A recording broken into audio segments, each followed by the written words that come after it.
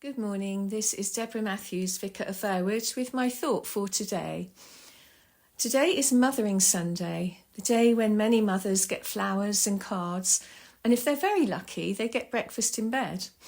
It's a way of giving thanks and sending love to the one who has carried and nurtured us and prepared us for our own journeys in life.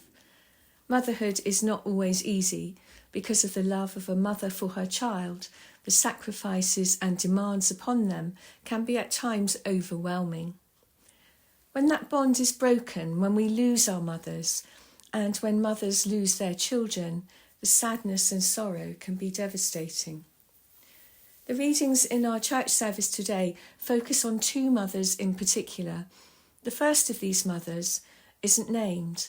We know only that she was a Levite woman, and her story is found in Exodus, which is the second book in the Bible.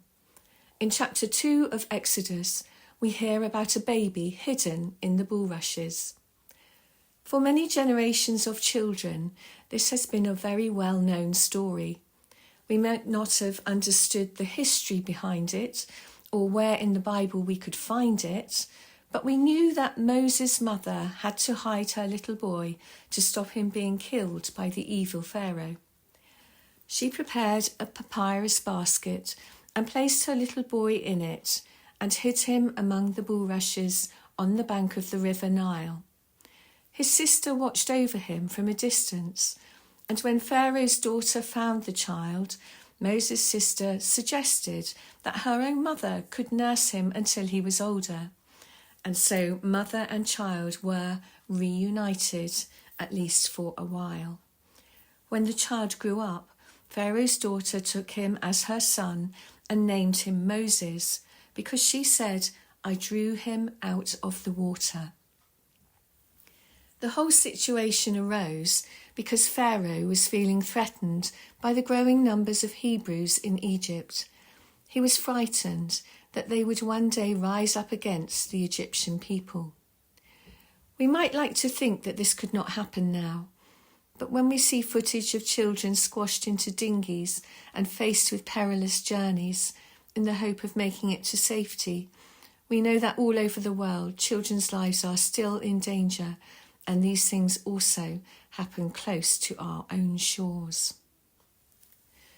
To save the life of her child, Moses' mother was willing to let him go, to hide him, and then to trust that he would be safe and well cared for. She gave him up into the care of another woman. Many centuries later, a baby boy named Jesus was also saved and grew up to be the saviour of the world. Jesus was taken by his parents into Egypt to hide him from King Herod, who had also wanted to kill baby boys in case one of them grew up to threaten his power. In today's Gospel reading from St. John, we hear about Jesus' mother, Mary, witnessing the death of her beloved child. Jesus was a grown man now, but he was loved and cherished by his mother as much as he had always been.